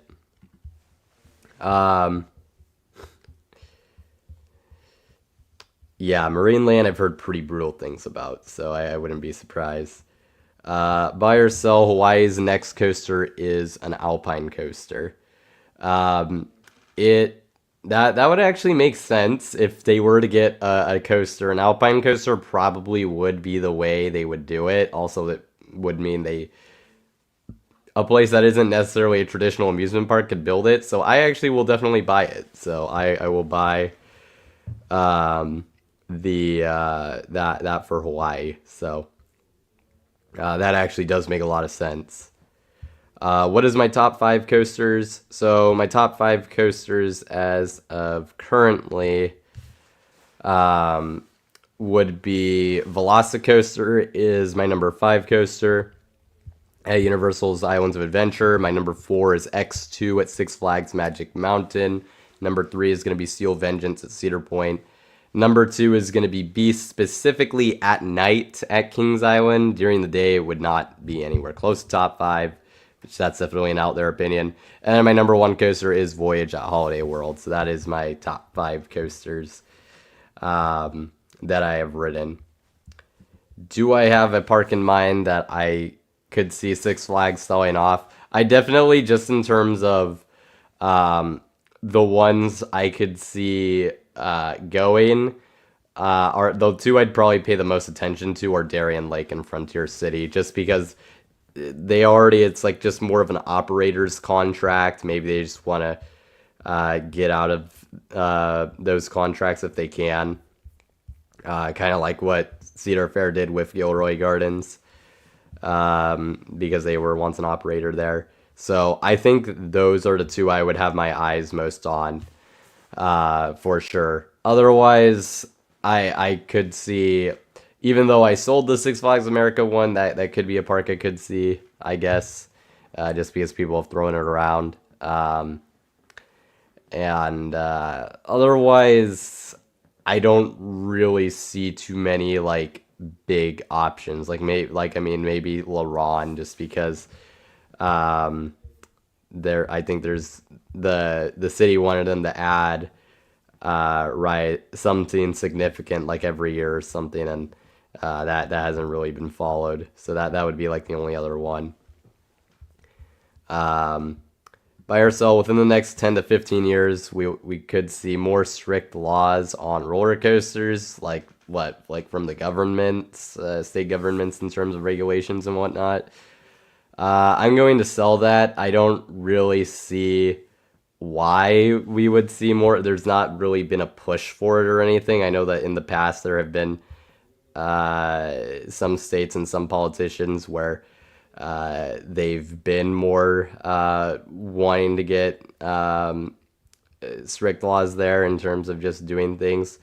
And maybe there's a situation that prompts some new regulations or something, but I don't really see that happening as of right now, so I will sell that. How far do the Falcons go in the playoffs? I think I actually feel pretty good, and I mean, I think the Falcons are almost a lock to make the playoffs, mostly just because of the division scenario, just because of how far ahead they are at this point. They could collapse, it certainly could happen, but it seems like it would be very difficult almost to do that in this situation, which just means it's going to happen. But assuming it doesn't, I would have to see how the current seeding is lining up. But I think they could. I would see them. I think best case scenario is they win a wild card game and they probably get eliminated in divisional, which would still be a significant accomplishment. I think that's kind of what I was looking for this year, is making the playoffs and winning a game would be huge. And then building up the team from there, I think would be pretty good. So I would probably say that for the Falcons, that's my expectations and hopes as a Falcons fan. Let's see if King Ka ends up being what. You certainly could blame me for that. You certainly could.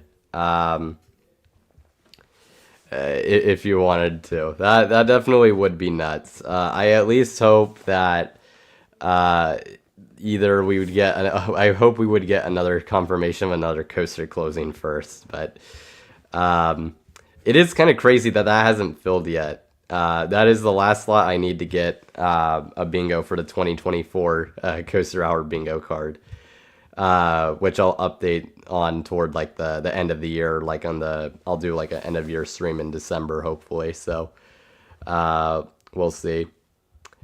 Oh, you thought the stream was tomorrow? No, it was today. I did delay it once. It was supposed. Well, I delayed it once and then I started late. I don't even think I mentioned that earlier, but I do apologize in terms of the delay, both initially in terms of I delayed it a week and then I delayed it like, an extra half hour because there was just a few extra things I needed to do.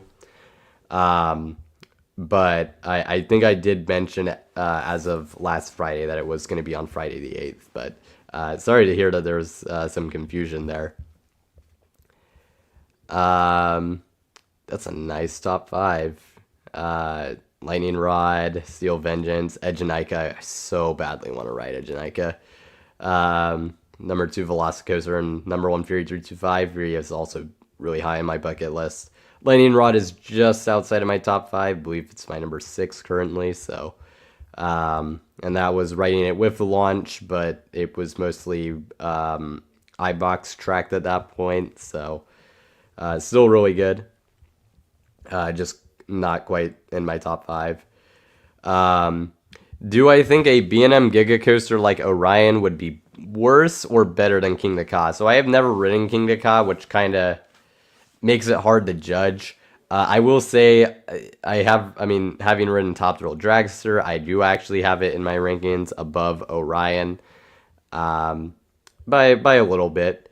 But I think a B&M Giga of any sort would certainly be a worthwhile replacement. If that's the question, even if it was like Orion style, I think that would be a very good replacement if that's the route they go down. I would not be complaining at all.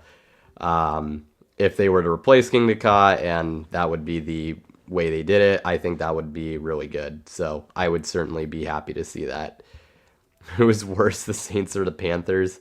I mean, currently as of today, I would say the Saints. And honestly, they've had so many injuries. I think they're kind of in their own sort of tier in terms of how bad they currently are. So they've had a just crazy bad season, but in a way they maybe needed it because now they actually will have a high draft pick. So future-wise, it's probably good for them, but we'll see what happens there. You prefer King Ka personally, that's fair. By yourself, Light of Fear will get some attention to fit into Jungle Expedition. That's interesting. They do, it's that and I think Backlot are like the ones they need to do. I feel like they would get to Backlot before they get to Flight of Fear. And Flight of Fear is kind of up there in age. And I'm not really sure what exactly they could do with that. So I'm actually going to sell it. It would be nice if they could make it, more consistent, but I don't see that being super high on the priority list. Amongst all the possible projects that could be happening. You were actually supposed to miss the stream, but a snowstorm pushed your flight to tomorrow. So, well, sorry to hear that, but at least happy you were able to join the stream. But obviously, hope your trip goes well despite the delay. So, that I will certainly have to mention. Do I have any special guests upcoming for a live stream? So actually, my schedule's been pretty unpredictable in terms of what days I'm exactly going to have and everything. So there's a few people that I've been in contact with that I've, talked about coming on for a stream. But as of right now, I would not expect to have I don't think for probably the rest of this year, like, just going into end of 2024. I'm not saying it's absolutely impossible, but I wouldn't expect any guests on future Coaster Time streams for like the next 2 months. I just think it's a uphill battle in terms of getting that organized. Not saying it won't happen, but I probably wouldn't expect it because my sort of thinking is I'll do a stream when I come back from IAAPA at some point, obviously talking about that and everything. And then I will probably I wouldn't be surprised if I don't do another stream till after my semester ends and do like kind of a wrap up stream, which I probably wouldn't have a guest for. So that's probably what the upcoming schedule is looking like. But things could certainly change there, so who knows. My coaster count, I am at currently 187 credits, so still to be determined what the 200th milestone will be. Yeah, I think Green Lantern's also going to leave. I assume it's part of that. We've mostly been talking about King Ka. Green Lantern's kind of been overshadowed in terms of the conversation. But I will say, I know that it apparently doesn't ride great, but I do think the layout looks pretty good. So I'm also kind of sad that I won't be able to experience that most likely. Buy or sell Anaconda will be removed within a couple of years. I would definitely buy it. I think perhaps I feel like it's lasted longer than one would expect, but yeah, I think it's going to be gone. It's on a pretty nice piece of land. Doesn't seem to be a very popular coaster. It's pretty old. I think all of that just kind of leads to it most likely being a goner. Coaster Time Holiday Special. Yeah, basically, yeah, that'll be the end of year stream, basically. So,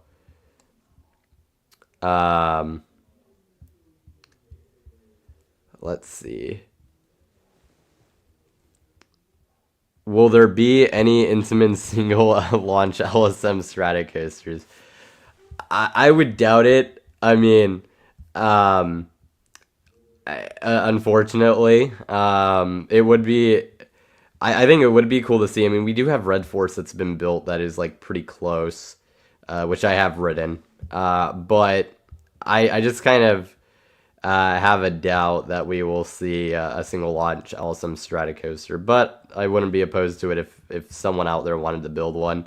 I don't really see too many options there. IAAPA, I'm there Tuesday through Friday, so I'll be there the whole time in terms of going. So I'll be there the whole time. So if you have Instagram or LinkedIn, I've talked to a few people, and in terms of getting that organized and meeting with people if the opportunity presents itself. I would recommend reaching me out through there. That or email also works, which that would be coasterhour@gmail.com. But I'll be there Tuesday through Friday, so that'll be exciting. Twister, yep, Twister's allegedly also closing as part of this.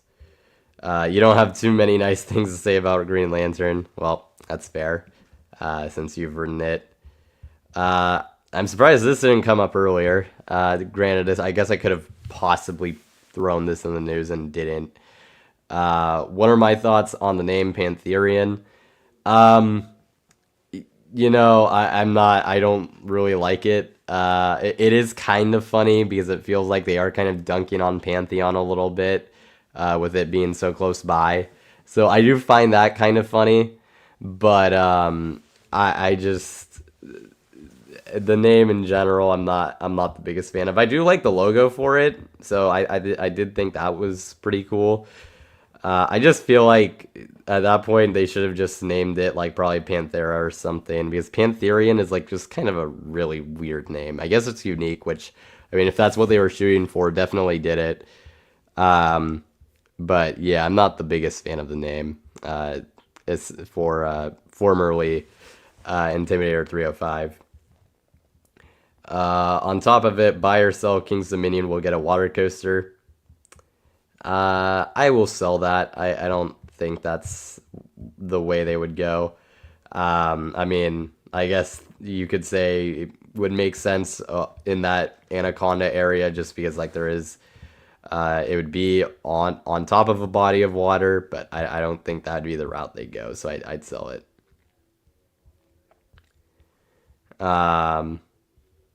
Congratulations, Theme Park Magic, on being on the King's Dominion media list. That's really cool.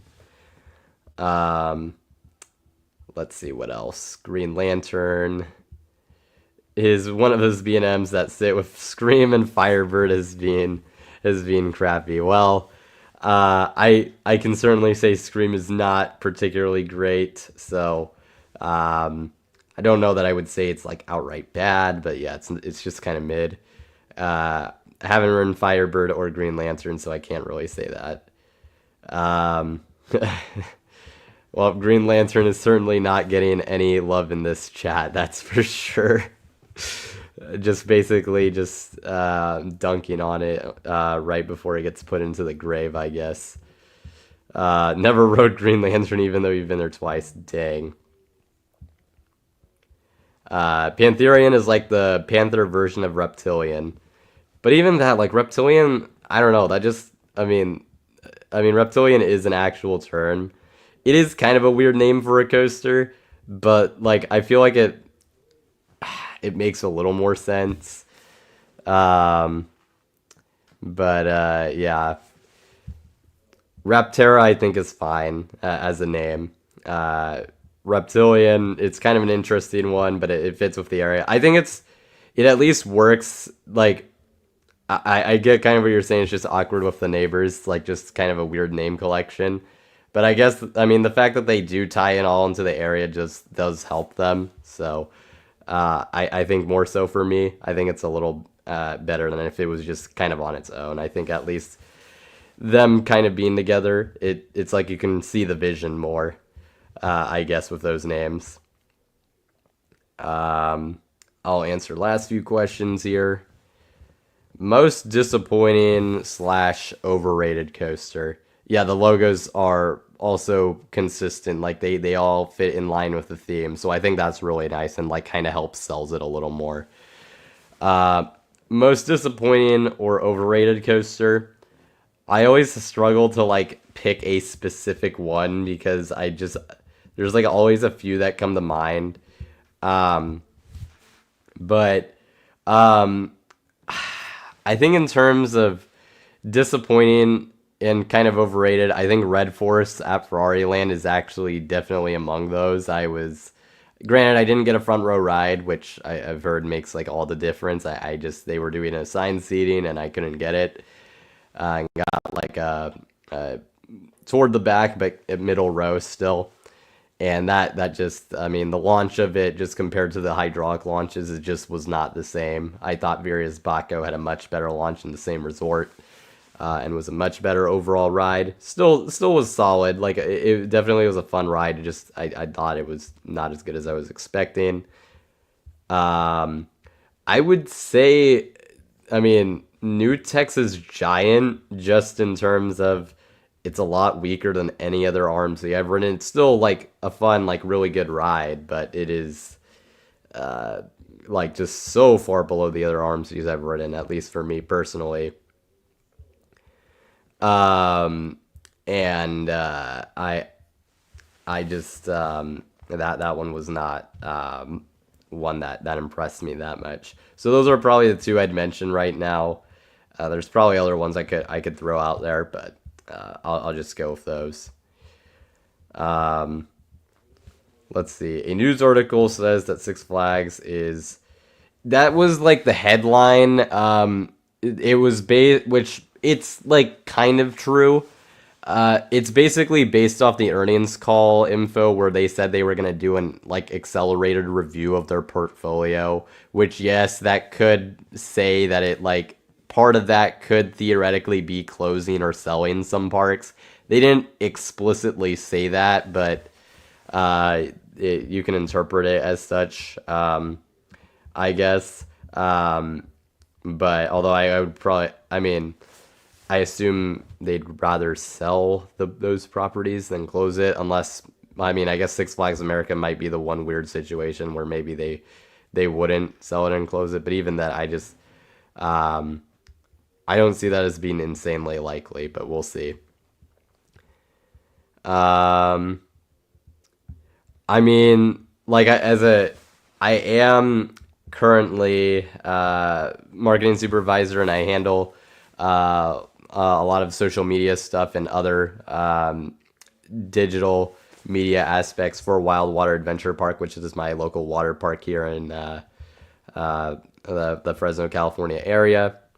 So I am doing that. I'm wanting to get either a marketing or advertising or public relations sort of position to kind of make my way through the theme park industry. But if you're saying creative in terms of like, you know, designing areas or like doing engineering or things of that sort, that's not my thing. But more so marketing, advertising, or like communications. That would be more so what I would be interested to do, at least to kind of get going. So I did see the crane that appeared near Green Lantern. I've heard different things in terms of what that means, but and there's been some memes I saw that came out of that. But I have not bought Planet Coaster 2 yet. I don't even have the original, so I probably won't be doing that.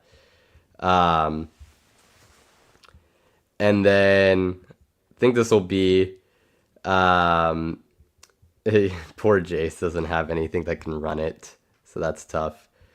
Has there ever been, I think this will be the last question I ask here. Has there ever been an infamously bad park or coaster you've wanted to try just to see how bad it is or was?